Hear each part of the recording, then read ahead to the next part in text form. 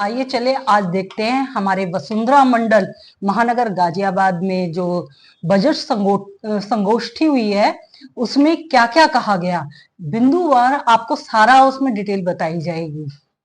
हाँ, जैसे कि नीलम भारद्वाज जी, एजुकेशन के विषय में बताया गया था और रोजगार के लिए हमारे रोजगार के विषय में बताया गया था, जो कि यूथ है उसके लिए कैसे रोजगार बढ़ा सकते हैं। दूसरा, जो हमारी उद्योग धंधे हैं, जो इंडस्ट्री है वो उसके लिए बताया गया था। और सबसे इम्पोर्टेंट कि महिला सुरक्षा पे कितना बजट होना चाहिए, महिलाओं के लिए काफी सारी चीजें हैं, तो ये सब चीजें बताई गई हैं।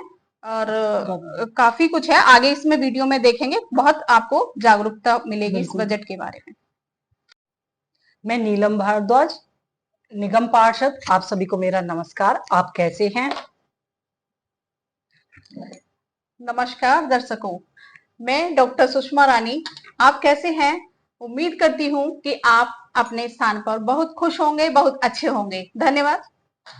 आज हम डॉक्टर सुषमा रानी जी देखेंगे हमारे उत्तर प्रदेश भारतीय जनता पार्टी के माननीय प्रदेश अध्यक्ष आदरणीय श्री भूपेंद्र सिंह चौधरी जी ने बजट के बारे में हमें क्या क्या बताया, उसके बारे में हम विस्तार से आगे वीडियो में दिखाएंगे कि इसमें क्या क्या उन्होंने बातें रखी हैं। आज मैं नीलम जी जो आपको दिखाऊंगी कि गाजियाबाद के माननीय सांसद आदरणीय श्री अतुल गर्ग जी ने इसमें क्या बोला, आगे क्या क्या बोला है। देखिए, वीडियो को देखते रहिए और सभी दर्शकों से भी मैं प्रार्थना करूंगी कि वीडियो को देखिए, क्या क्या हमारे सांसद हैं उन्होंने बोला है, जिससे कि आपको जानकारी मिल सके।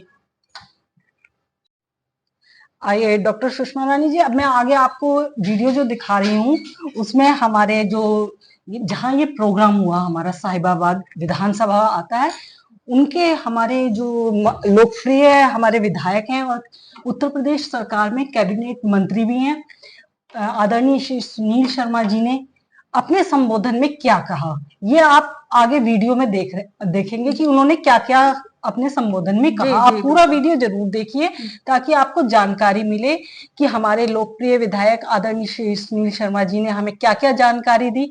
आप दूसरों को भी शेयर कीजिए ताकि सबको जानकारी मिल सके और हमारे उत्तर प्रदेश में क्या हो रहा है। हमारे जो विधायक जी हैं आदरणीय श्री सुनील शर्मा जी, उन्होंने क्या अपनी बात रखी, तो आप सभी से अनुरोध है लोगों को शेयर कीजिए, आप पूरा वीडियो देखते रहें। नीलम भारद्वाज जी, आगे देखते हैं कि भारतीय जनता पार्टी के उत्तर प्रदेश के माननीय महामंत्री एवं एमएलसी आदरणीय श्री सुभाष यदुवंशी जी ने समापन के समय क्या क्या बातें की, क्या क्या कहा, तो ये सब हम आगे इस वीडियो में देखेंगे। और आप सभी से भी अनुरोध है कि आप देखते रहिए, इस वीडियो को आगे तक पूरी देखिए और साथ ही साथ इस वीडियो को आप अपने शेयर कीजिए, लाइक कीजिए, कमेंट्स कीजिए। धन्यवाद।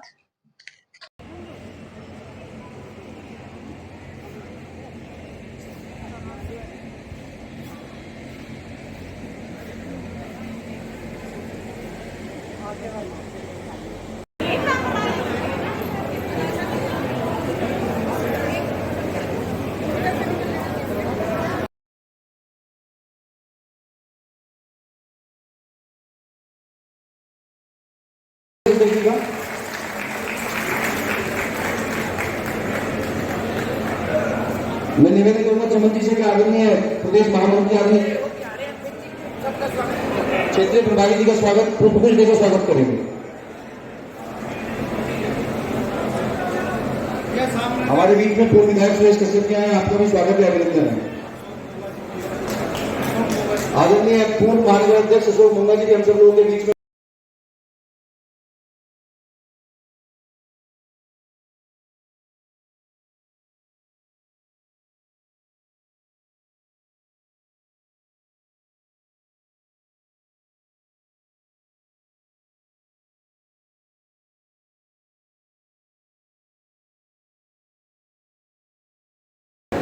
एक उत्तर प्रदेश बनाने का जो हमारी सरकार का माननीय प्रधानमंत्री जी का संकल्प है, मुझे विश्वास है ये बजट उसे पूरा करेगा।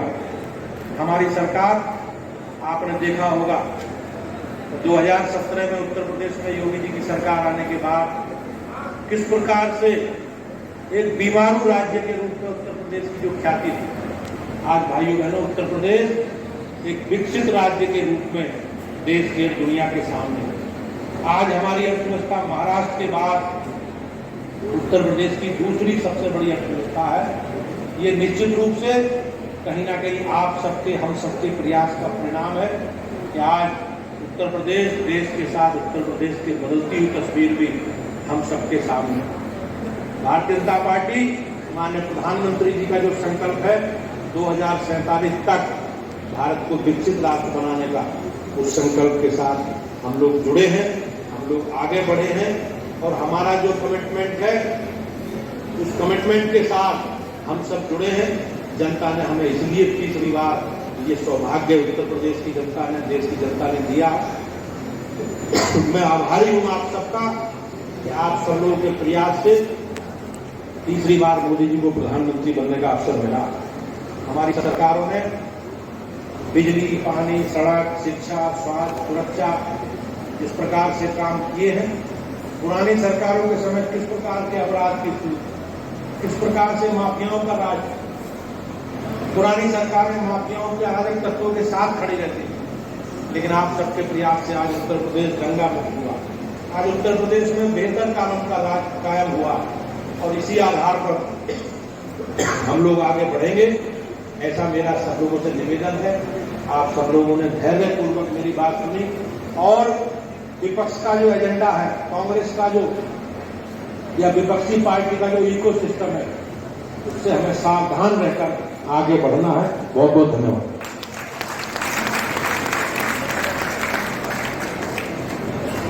बहुत बहुत धन्यवाद अध्यक्ष जी। अध्यक्ष जी, आज गाजियाबाद में कांवड़ मार्ग जो है बंद होने के कारण से कार्यकर्ता बहुत लोग रास्ते से वापस हुए, आ नहीं पाए, तो काफी संख्या में कार्यकर्ता मुरादनगर से जो है शहर से आने वाले थे, लेकिन रास्ते बंद होने के कारण बड़ी समस्या नहीं है। अब मैं कार्यक्रम समापन की गुणवत्ता में धन्यवाद के लिए उत्तर प्रदेश के प्रदेश महामंत्री और इस कार्यक्रम के संयोजक आदरणीय सुभाष जी को बुलाना चाहूंगा, वो आए और हम सब धन्यवाद करें।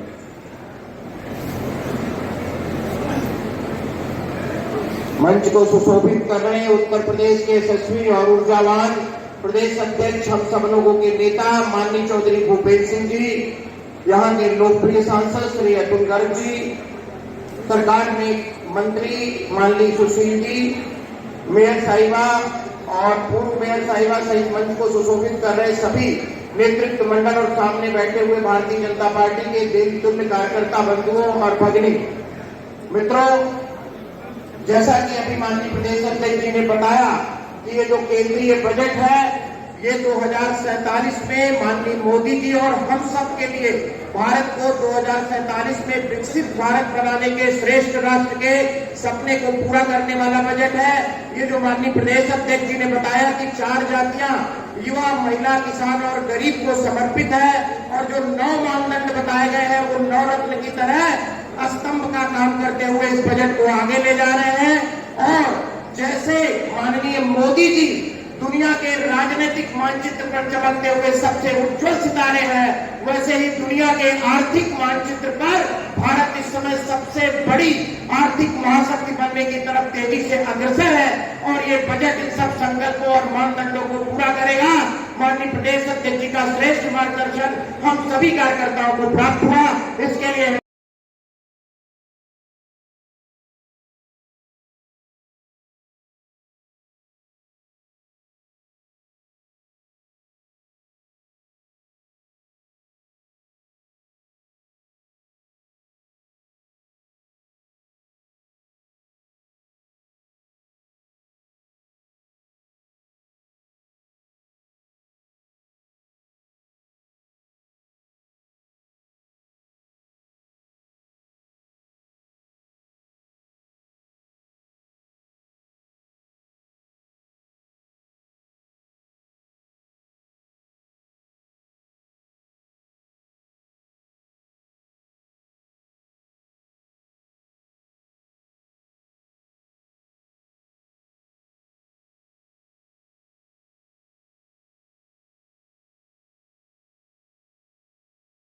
खंडित जनादेश में नहीं बनाया।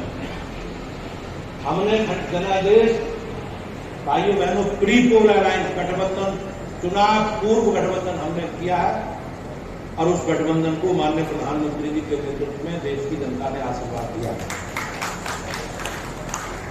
तो जिस प्रकार का इकोसिस्टम कांग्रेस का काम करता है और कांग्रेस आज विशुद्ध रूप से वामपंथ की राह पर, इस प्रकार से नकारात्मक एजेंडा, लोगों को गुमराह करना, बार बार झूठ बोलना, ये कांग्रेस का एक नया पैटर्न हम सबके सामने आया है। उसी के लिए मैं आप सबके सम्मुख, जो हमारी सरकार ने, हमारे देश की वित्त मंत्री ने भारत के संसद के सम्मुख ये बजट प्रस्तुत किया है। उस बजट में उत्तर प्रदेश हमारे राज्य को क्या क्या मिला, इसकी चर्चा भारतीय जनता पार्टी इस प्रकार के जिला स्तरीय संगोष्ठी में हम लोग कर रहे हैं।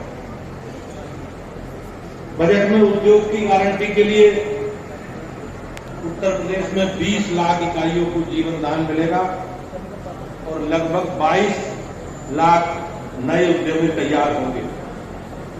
शिक्षा के लिए केंद्र सरकार में की ओर से 1000 ITI को हब और स्कोप व्यवस्था में अपग्रेड करने की घोषणा में उत्तर प्रदेश के लगभग 100 ITI कॉलेज इसमें अपग्रेड होंगे। इससे लगभग 3.5 लाख युवाओं को फायदा मिलेगा। इंटर्नशिप योजना के तहत उत्तर प्रदेश सरकार 2 लाख से अधिक युवाओं को लाभान्वित करेगी। इंफ्रास्ट्रक्चर के लिए उत्तर प्रदेश में हाईवे के लिए चालू वित्त वर्ष में लगभग 40,000 करोड़ रुपए मिलने की संभावना है। भाइयों बहनों, उत्तर प्रदेश को 10 नए राष्ट्रीय राजमार्ग इस बजट में मिलेंगे। प्रधानमंत्री ग्रामीण सड़क योजना के तहत ग्रामीण क्षेत्रों में 2000 नई सड़कों का निर्माण होगा। बजट में ग्रामीण सड़कों का विशेष रूप से ध्यान रखा गया है। केंद्रीय बजट में नए 12 औद्योगिक पार्क बनाने की बात कही है। मुझे विश्वास है कि उत्तर प्रदेश को इसका एक बड़ा लाभ मिलने वाला है। उत्तर प्रदेश से 2 या 3 नए इंडस्ट्रियल पार्क बनने की उम्मीद है। सरकारी हमारी जो लाभार्थी परक योजनाएं हैं, PM सूर्य योजना के तहत उत्तर प्रदेश की 20 लाख परिवारों को लाभ मिलने की उम्मीद है।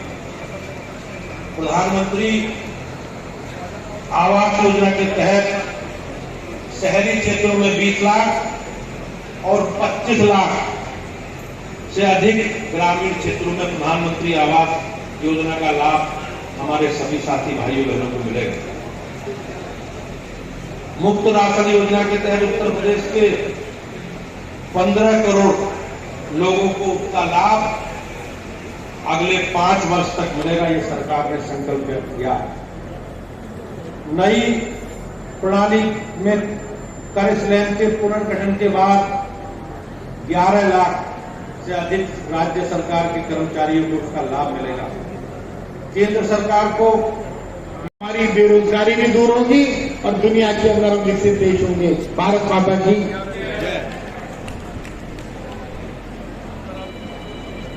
धन्यवाद भाई साहब। मैं निवेदन करूंगा पप्पू पहलवान जी से कि वो एक माननीय महापौर जी का स्वागत करें।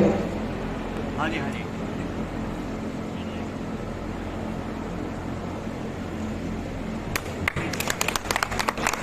और मैं साथ ही निवेदन करूंगा मैं जी सुनीता गोयल से कि वो आए और हम सब लोगों का मार्गदर्शन करें।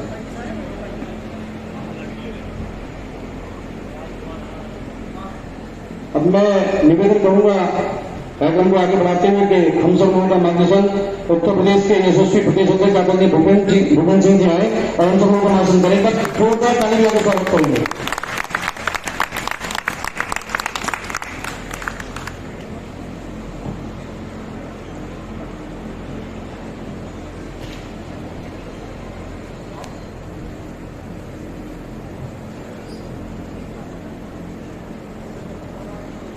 केंद्र सरकार के बजट 2024 और 2025 के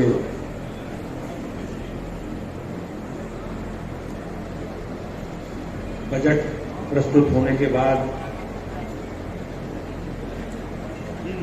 उस बजट की चर्चा के लिए संगोष्ठी में उपस्थित भारतीय जनता पार्टी के वरिष्ठ नेता,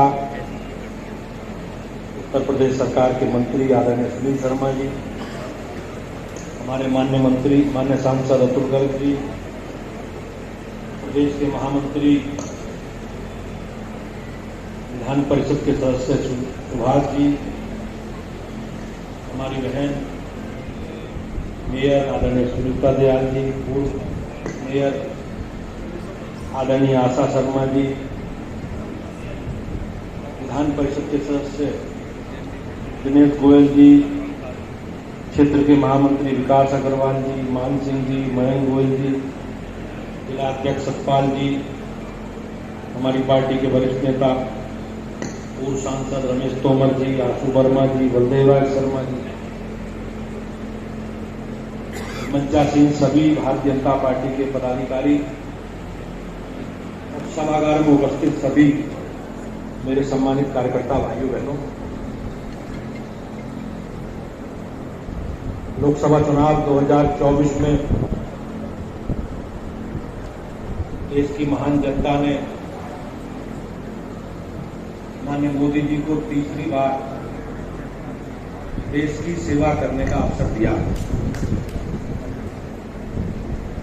1962 के बाद लगभग 60 वर्षों के बाद किसी राजनीतिक दल को देश की जनता ने ये अवसर प्रदान किया। 52, 57 और 62 में देश के प्रथम प्रधानमंत्री रहे माननीय जवाहरलाल नेहरू जी को यह अवसर देश की जनता ने दिया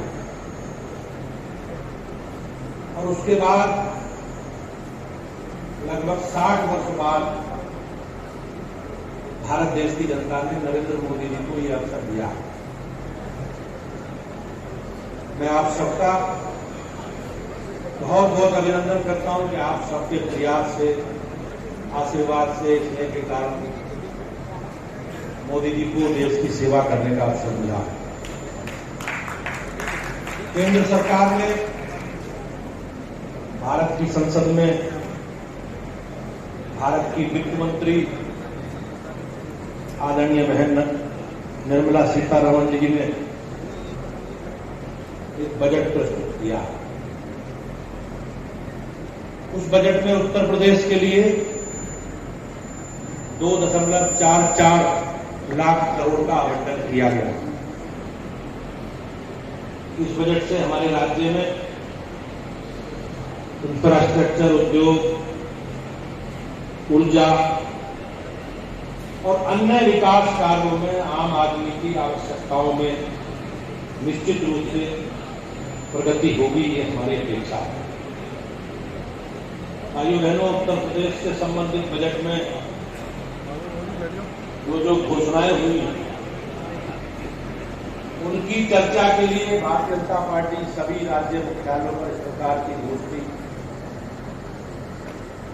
और उन सबका प्रस्तुतिकरण कर रही है जो बजट में आवंटित विषय है। क्योंकि जिस प्रकार से कांग्रेस पार्टी का इकोसिस्टम काम करता, उन सारे विषयों को हम लोग को संज्ञान में लेना है। आपने देखा हुआ कांग्रेस का ये इकोसिस्टम है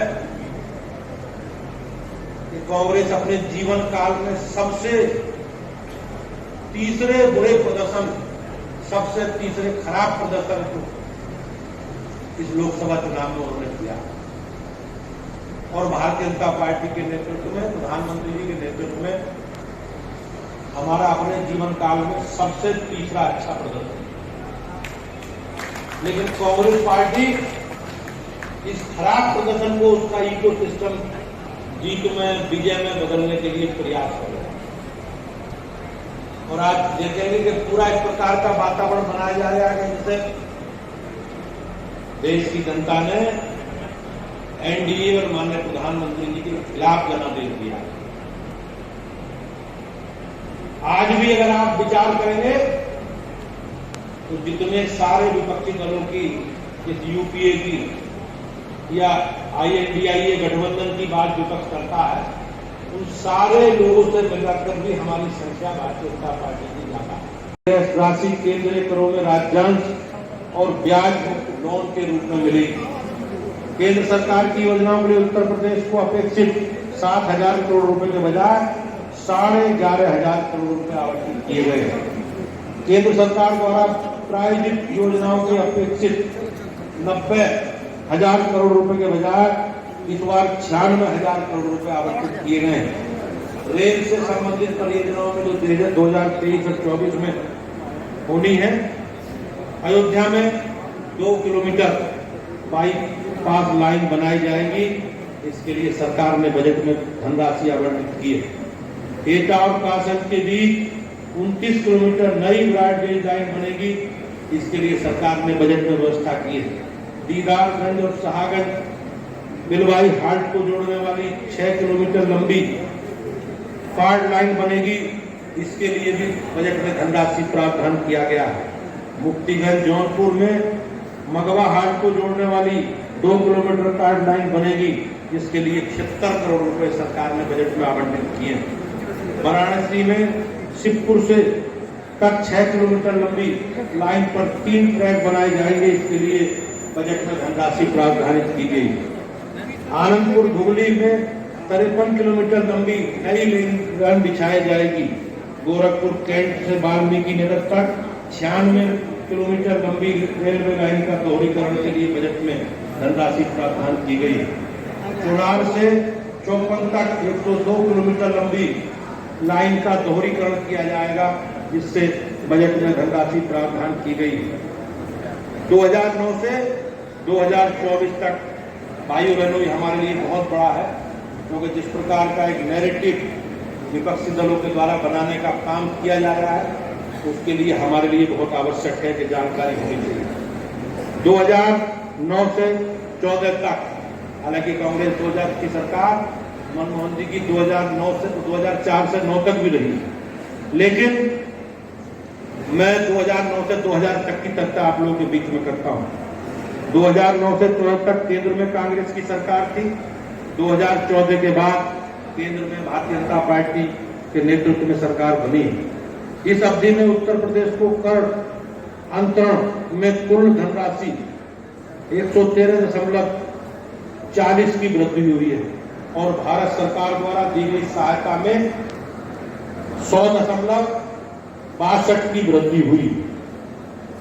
2019 से 24 के कार्यकाल में कर अंतरण में कुल 44% वृद्धि हुई है और भारत की सरकार द्वारा राज्य को 75% वृद्धि की धनराशि दी गई।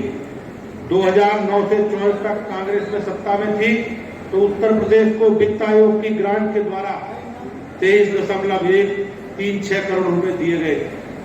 2014 से 19 तक भारतीय जनता पार्टी की सरकार आने के बाद ये धनराशि 23.1236 से बढ़कर 42.38 करोड़ हुई है, जो लगभग 100 गुना ज्यादा। इसके अलावा 2019 से 2024 के दौरान भारतीय जनता पार्टी की सरकार के कार्यकाल में ये धनराशि 68.515 करोड़ रुपए हुई। कर अंतरण के द्वारा भारत सरकार द्वारा सहायता और वित्त आयोग की ग्रांट न केवल उत्तर प्रदेश में बढ़ी है, बल्कि अन्य राज्यों में भी बड़े स्तर पर इसकी वृद्धि हुई। विपक्षी दलों द्वारा एक इस प्रकार का वातावरण, जैसे मैंने पहले कहा कि उत्तर प्रदेश को कुछ नहीं मिला, इस प्रकार की चर्चा विपक्ष के द्वारा की गई। लेकिन भाइयों बहनों, उत्तर प्रदेश को सर्वाधिक बजट में अंश मिला है, जो कुल का लगभग 18% के आसपास। केंद्र सरकार ने उत्तर प्रदेश के इंफ्रास्ट्रक्चर और उद्योग को उभारने के लिए 2.44 करोड़ रुपए का लाख करोड़ रुपए का आवंटन किया है, जो प्रदेश के विकास के लिए मील का पत्थर साबित होगा। केंद्र सरकार द्वारा उत्तर प्रदेश को आर्थिक प्रतिष्ठा प्रदान करने के लिए उत्तर प्रदेश 3 ट्रिलियन इकोनॉमी की जो हमारी इकोनॉमी है उसकी तरफ हम लोग आगे बढ़ रहे हैं। यह बजट उत्तर प्रदेश में राम राज्य के संकल्प को पूरा करने वाला है।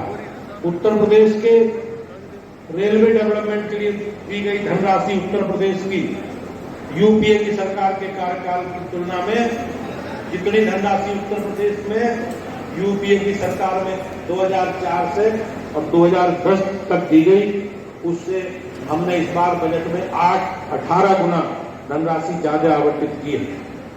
बेरोजगारी के मुद्दे पर जिस प्रकार का विपक्षी दलों द्वारा भ्रम फैलाया जा रहा है, यह बजट उन्हें मुद्दा विहीन बनाने के लिए निश्चित रूप से काम करेगा। बजट में गरीब, किसान, महिलाओं और युवाओं को समर्पित है, जो निश्चित रूप से माननीय प्रधानमंत्री जी हमेशा कहते हैं कि हमारी प्राथमिकताओं में और इस विकसित भारत के प्रबंधन करने विकसित भारत का जो बजट पेश हुआ है उस पर अपने विचार रखते हैं आदरणीय सुनील शर्मा जी। एक बार जोरदार ताली बजा के स्वागत करेंगे सभी लोग। मैं सुनील शर्मा जी निवेदन करूंगा कि वो आए और अपने विचार रखें। स्वागत।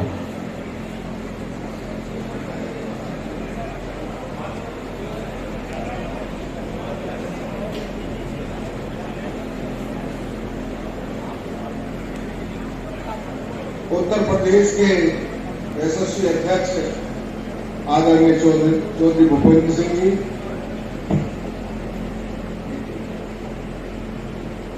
मंच पर विराजमान हमारे नवनिर्वाचित आदरणीय सांसद श्री अतुल जी गर्ग और पार्टी के सभी वरिष्ठ पदाधिकारीगण जो मंचासीन है, उपस्थित सभी कार्यकर्ता बंधु और बहनों, आज बहुत सौभाग्य की बात है कि आज इस कार्यक्रम में हमें उत्तर प्रदेश के माननीय अध्यक्ष श्री भूपेंद्र जी का मार्गदर्शन प्राप्त होगा। मैं गाजियाबाद महानगर के समस्त कार्यकर्ताओं की तरफ से और चूंकि कार्यक्रम साहिबाबाद विधानसभा क्षेत्र में हो रहा है, तो यहाँ के सभी कार्यकर्ताओं की तरफ से आपका स्वागत करता हूँ, अभिनंदन करता हूँ और यहाँ आए हुए सभी कार्यकर्ताओं का भी स्वागत और अभिनंदन करता हूँ। अभी हमको माननीय अध्यक्ष जी का मार्गदर्शन प्राप्त होगा। तो भारत सरकार के द्वारा जो बहुत ही ऐसा एक बजट जो सर्वांगीण विकास हिंदुस्तान का करेगा, जो विकसित भारत की तरफ हिंदुस्तान को ले जाने वाला है, उस बजट पर माननीय अध्यक्ष जी हमारा मार्गदर्शन करेंगे। मैं इस अवसर पर मैं इतना ही कहूंगा। आप सबका बहुत बहुत अभिनंदन, माननीय अध्यक्ष जी का बहुत बहुत स्वागत, धन्यवाद। बहुत बहुत धन्यवाद भाई साहब। मैं कार्यक्रम को आगे बढ़ाते हुए निवेदन करूंगा गाजियाबाद के लोकप्रिय सांसद और अभी नवनियुक्त चंडीगढ़ प्रदेश के प्रभारी आदरणीय अतुल जी से के वो आए और हम सब लोगों का मार्गदर्शन करते हैं। आदरणीय अध्यक्ष जी, आदरणीय महामंत्री यादव जी, हमारे कैबिनेट मिनिस्टर श्री सुनील शर्मा जी, हमारे बड़े भाई श्री दिनेश गोयल जी, रमेश तोमर जी, आशु वर्मा जी, बहन आशा शर्मा जी, बलदेव राज जी, हमारे अग्रवाल साहब महामंत्री सिंह जी है, हमारे छोटे भाई मयंक गोयल जी, आप सब लोगों को भी मैं प्रणाम करता हूँ। यहाँ के पार्षद अनिल अग्रवाल जी अभी मिले थे मुझे, पसीनों में तरबतर मंडल अध्यक्ष तो बहुत परेशान। मैंने भाई क्या बात हो गई, तो बोले भाई साहब वो जनरेटर काम नहीं कर रहे हैं हमारा और वो एसी काम में। आदरणीय मेयर साहब आ जाए, आदरणीय मेयर साहब आप ऊपर आ जाए। मान सिंह जी का मैं नाम लेना भूल गया, मैं नहीं आ जाऊँ। तो मैंने पूछा भाई क्या इतनी परेशानी की क्या बात है? बोले साहब वो जनरेटर फेल हो गया, एसी नहीं चल रहे, तो इससे थोड़ी सी घबराहट और बहुत शर्मिंदगी महसूस हो रही है। अरे मैंने कहा भारतीय जनता पार्टी के कार्यकर्ता हैं, पसीनों में ही तो सारी जिंदगी बिताई है, एक चुनाव नहीं करना मुझे बताइए। तो आदरणीय के लिए ताली बजा दो जोरदार की, घबराए ना, परेशान ना हो, हैरान ना हो। भारतीय जनता पार्टी के कार्यकर्ता भी अगर पसीनों से परेशान हो गए तो फिर काहे के कार्यकर्ता रह गए भाई। भारत माता की। बस मैं आज बजट के ऊपर हमारे को गोदम सुनने को मिलेगा माननीय अध्यक्ष जी का, तो छोटी छोटी एक दो बातों में आपको ध्यान दिलाता हूं। ये जो बजट है केवल सरकार और जनता के बीच का विषय नहीं है। इस बजट में बहुत सारी ऐसी बातें होती हैं कि जिन्हें हमें समझ करके जनता के बीच में ले जाना होता है। 1 करोड़ लोगों को इस सरकार ने यह तय किया है कि ट्रेनिंग देनी है, और वो भी 500 बड़ी कंपनियों के अंदर। अब वो ट्रेनिंग किनको मिलेगी, कैसे मिलेगी, उस रास्ते को समझ करके अपने क्षेत्र के युवाओं से कहना है कि 5,000 रुपये महीना बना देखें। ये देखें कि कई साल नौकरी की तलाश करते हैं, अरे इससे अच्छा किसी कंपनी में 1 साल की ट्रेनिंग लो, कोई ना कोई कंपनी आपको ढूंढते हुए आएगी और अपनी कंपनी में लेके जाएगी। ये बात उन्हें बतानी है, ये बात उन्हें बतानी है उन सभी माँ बापों को जो अपना पेट काट करके बच्चों को फीस देकर के पढ़ाते हैं, बड़े बड़े कॉलेजों में पढ़ाते हैं।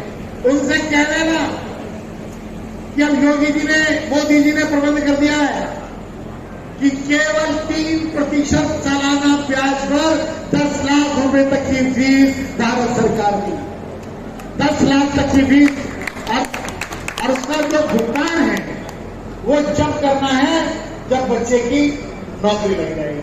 इसका मतलब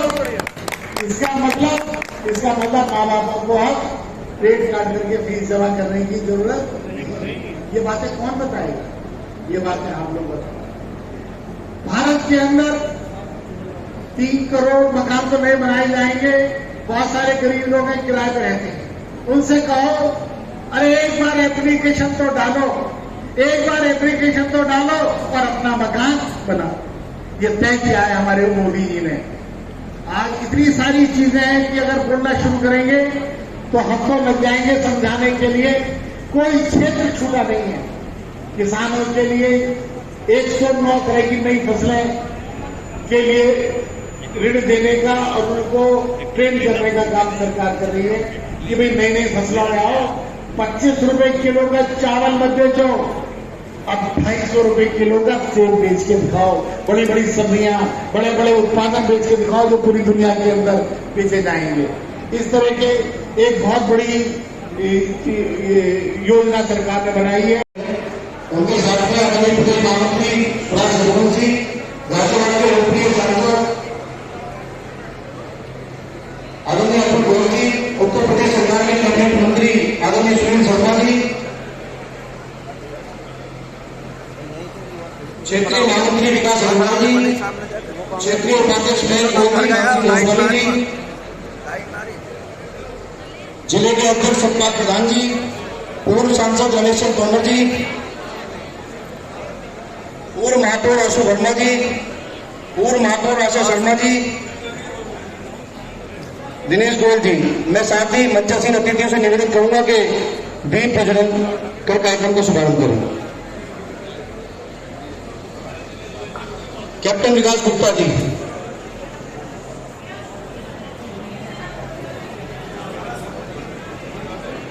माननीय बद्रीनाथ शर्मा जी,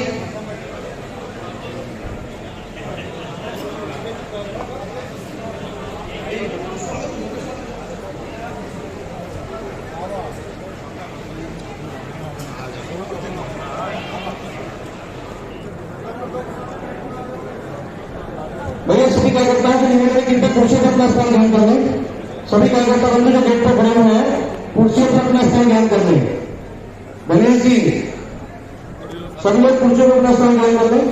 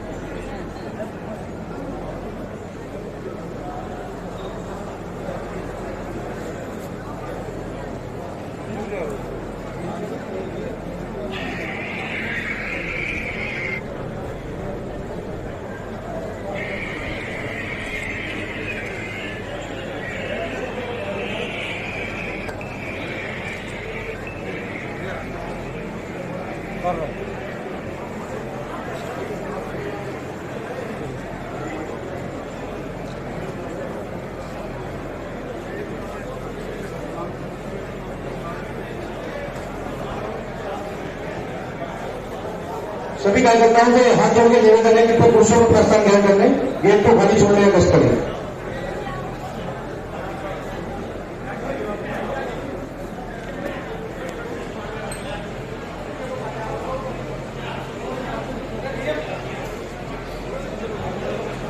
मैं आदरणीय प्रदेश अध्यक्ष जी के स्वागत के लिए निवेदन करना चाहूंगा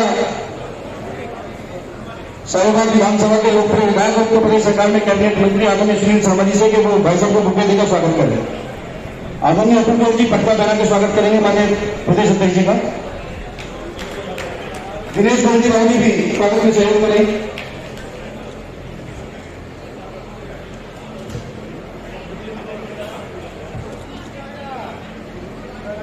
मैं निवेदन करना चाहूंगा क्षेत्रीय महामंत्री विकास अग्रवाल जी और पप्पू पहलवान जी साइकिल सहयोग से वो भी प्रदेश अध्यक्ष जी का स्वागत करेंगे। दोनों लोग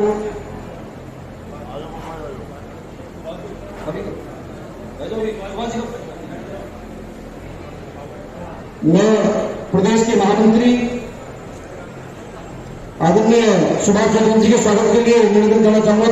गोपाल अग्रवाल जी, राजेश त्यागी जी, सुशील गौतम जी आए और प्रदेश महामंत्री सुभाष चंद्र जी का स्वागत करें। गोपाल अग्रवाल जी, राजेश त्यागी जी, सुशील गौतम जी।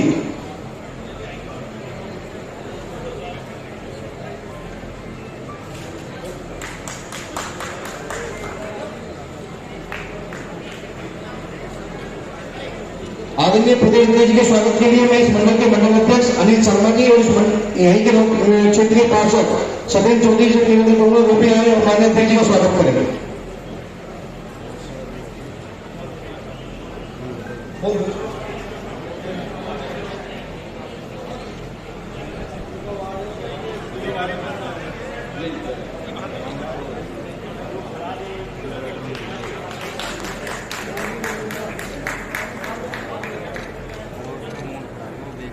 अभी हम सब लोगों के बीच में 5 मिनट की पीपीटी है, हम सब लोग उस पीपीटी को देखेंगे। प्रदेश से आई है और उस पीपीटी को एक बार देखेंगे सब लोग। ध्यान से कुछ मैं निवेदन करूंगा पीपीटी चलाने का कष्ट करना।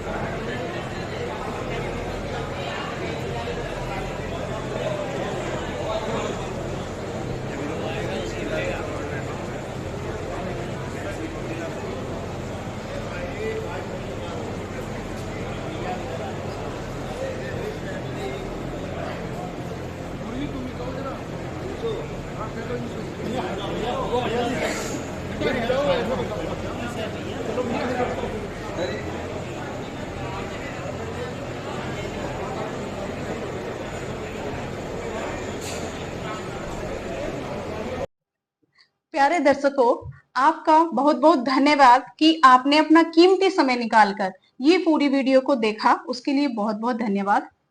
आप सभी से हाथ जोड़कर प्रार्थना है, जिन्होंने भी नीलम भारद्वाज निगम पार्षद यूट्यूब चैनल सब्सक्राइब नहीं किया है उसे सब्सक्राइब कर ले, बेल आइकन का बटन दबाएं। साथ ही इस पे कमेंट बॉक्स में जाकर आप कमेंट जरूर करें और इन्हें दूसरे लोगों को भी शेयर करें, ताकि जानकारी जो भी हम कार्य करते हैं या जो भी हम वीडियो डालते हैं उसके बारे में लोगों को जानकारी मिल सके।